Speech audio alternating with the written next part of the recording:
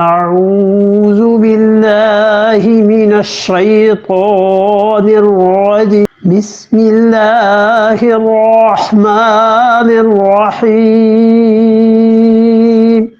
حرمت عليكم أمهاتكم وبناتكم وأخواتكم وعماتكم وخالاتكم وبنات الأخ وبنات الأخت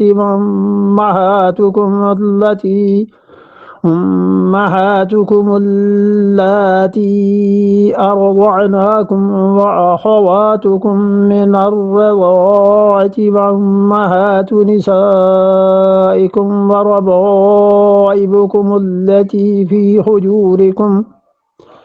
في حجوركم من نسائكم التي دخلتم بهن فإن لم تكونوا دخلتم بهن فلا جناح عليكم وحلائل أبنائكم الذين من أصلابكم وأن تجمعوا بين الأخطين إلا ما قد سلف إن اللہ کان غفورا رحیما۔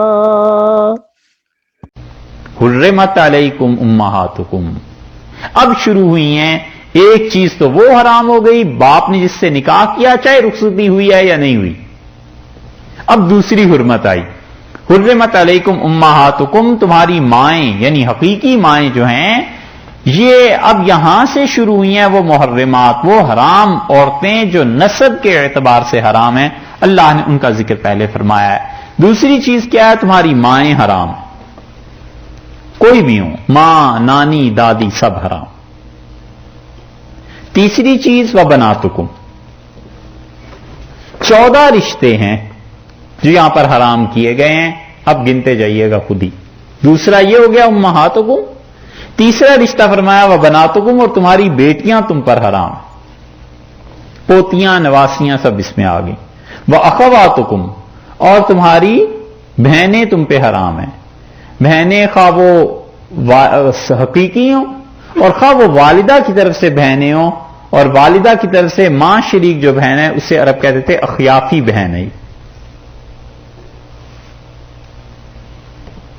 یا وہ باپ کی طرف سے رشتہ ملتا ہو اور مائیں الگ الگ ہوں، اللاتی ہوں۔ وعماتکم، اور تمہاری پھوپھیاں بھی تم پہ حرام۔ وخالاتکم، اور تمہاری خالائیں بھی حرام ہیں۔ وبنات الاخ، اور اسی طرح تمہارے بھائی کی بیٹیاں یعنی بھتیجیاں، تو جو بھتیجیاں حرام ہوئی تو بھتیجیوں کی بیٹیاں بھی حرام ہو گئیں۔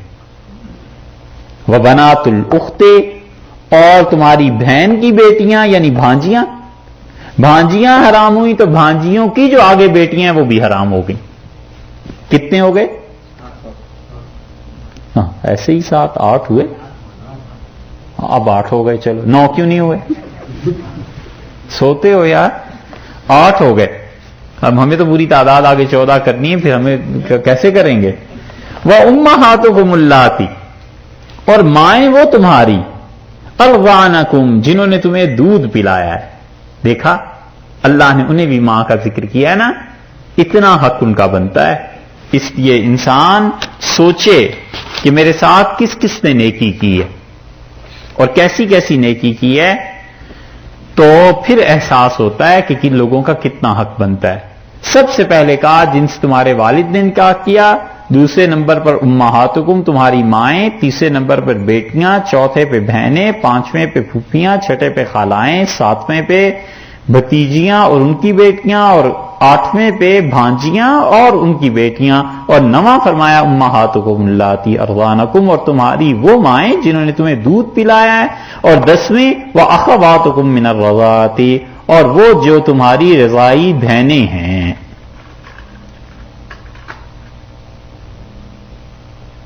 8 رشتے تو وہ حرام ہوئے جو نسب سے، یہ 2 رشتے حرام ہو گئے دودھ کی وجہ سے، ٹھیک ہے نا، 10 ہو گئے۔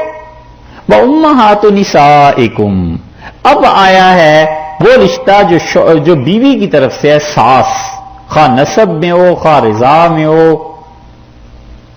اور اہلیہ کی جو والدہ ہیں ساس ہوئی نا وہ حرام ہوئی، اور یہ رشتے اب تیسری قسم کے آئے جو اپنے رشتے نہیں یعنی بیوی کی طرف سے آ رہے ہیں، اور دودھ پلاتی ماں وہ بھی اسی طرح، اور اسی طرح ان کی مائیں یعنی اہلیہ کی جو نانی ہے پر نانی ہے بیوی کی وہ بھی حرام ہو گئی۔ کتنے ہو گئے؟ 11۔ وَرَبَائِبُكُمُ اللَّاتِي، اور وہ بیٹیاں جو کہ پیچھے سے آئی ہیں، ربائب، ربیبہ کا مطلب یہ ہے کہ وہ بیٹیاں جو جس نے شادی کی کسی عورت سے، اور وہ بیٹیاں جو پرورش میں ہیں اور اس کا پہلا شوہر جو تھا اس سے، کسی خاتون کی 2 شادیاں ہوئی، پہلی شادی سے بیٹی ہو گئی، اب دوسرے شوہر کے ہاں یہ جو آئے گی نا تو یہ جو اس کی بیٹی پہلے سے ساتھ لائی ہے یہ اس دوسرے شوہر کی ربیبہ ہے۔ حضور اکرم صلی اللہ علیہ وسلم نے نکاح کیا تھا ام المومنین ام سلمہ رضی اللہ عنہا سے، تو وہ اپنے بیٹے کو ساتھ لائی تھی، تو رسول اللہ صلی اللہ علیہ وسلم کے وہ ربیب کہلائے تھے۔ وَرَبَائِبُكُمُ اللَّاتِي فِي حُجُورِكُمْ، اور تمہاری وہ بیٹیاں جو کہ کیا ہیں، فی حجورکم، تمہاری گود میں ہیں، تمہاری پرورش میں ہیں،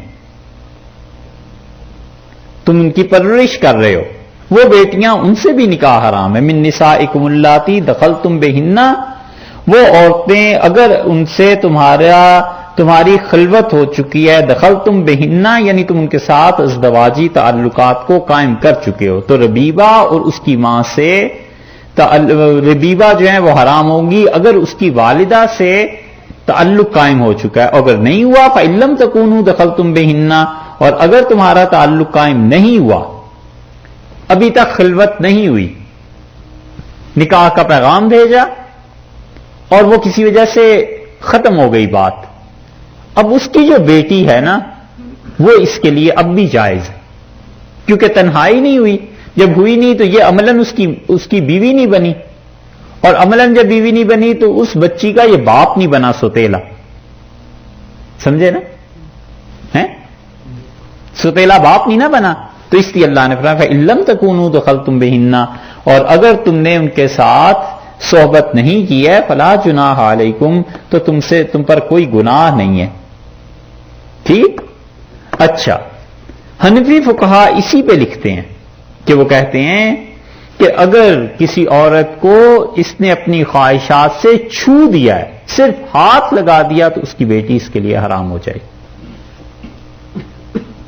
فقہا نے لکھا ہے، اور چھونا تو درکنار، فقہا کہتے ہیں کہ اگر شہوت کی جنس کی نظر سے اس عورت کو دیکھ لیا ہے تو اس کی بیٹی اس پہ حرام، اتنی احتیاط کی ہے کہ کہیں یہ رشتے آپس میں گڑبڑ نہ ہو جائے، اور بوس و کنار ان سب چیزوں کو اس میں شامل کرتے ہیں۔ الیاذ باللہ کسی نے کسی عورت سے تعلق قائم کیا اور وہ حرام کا تعلق تھا، نہیں تعلق قائم ہوا، بوس و کنار تک بات ہوئی، اتنی بھی نہیں ہوئی، اس نے اسے ہاتھ لگا دیا، اب یہ کہتا ہے کہ اس کی عمر تو ہے فرض کر لیجئے 35 برس، میں کیوں اس سے نکاح کروں، اور اس کی بیٹی کی عمر ہے 15 برس، تو میں اس سے نکاح کر لوں، حرام ہو گئی وہ بچی اس کی 15 برس کی، اس لیے کہ اس نے اس سے تعلق قائم کر لیا، ٹھیک ہے جی۔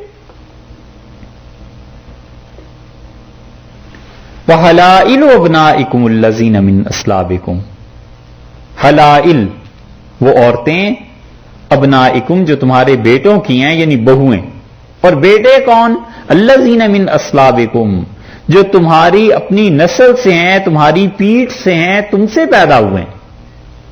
تو یہ من اصلابکم کی قید نے بتایا کہ وہ جو منہ بولے بیٹے ہیں وہ اس سے نکل گئے، ان کی کوئی حیثیت نہ ہوئی، اس لیے یہ لفظ یہاں پر الفاظ بڑھائے ہیں۔ دیکھیں قرآن ایک ایک لفظ جو لاتا ہے نا اس سے کیا فائدہ حاصل ہوتا ہے، اس لیے فرمایا ہے کہ وہ بہویں وہ بھی حرام ہیں۔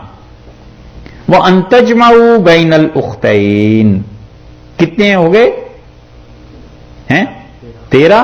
وَأَن تَجْمَعُوا بَيْنَ الْأُخْتَيْنِ، اور یہ کہ تم دو بہنوں کو جمع کرو ایک نکاح میں۔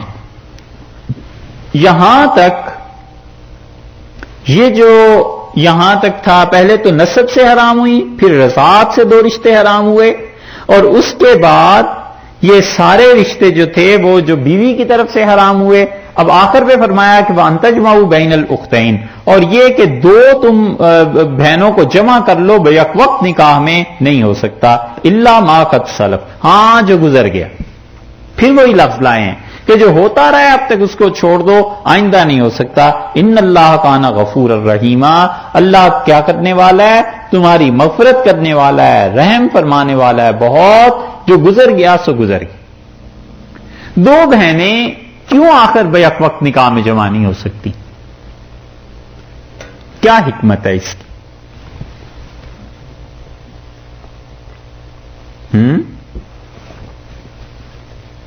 فقہا کہتے ہیں حکمت اس کی یہ ہے کہ اصل میں تو کچھ بھی نہیں.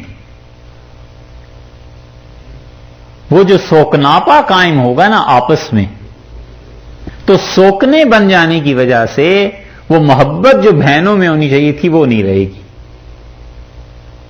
تو دل کا ناپاک کرنا عورتوں کا کہ ایک دوسرے کے خلاف جذبات رکھیں، اللہ کو اتنا زیادہ اس بات کا اہتمام ہے کہ لوگوں کے اخلاقیات درست رہیں کہ اللہ نے فرمایا بالکل ان دونوں کو جمع ہی نہ کرو تاکہ ایک دوسرے کے خلاف بغض دل میں پیدا ہی نہ ہو.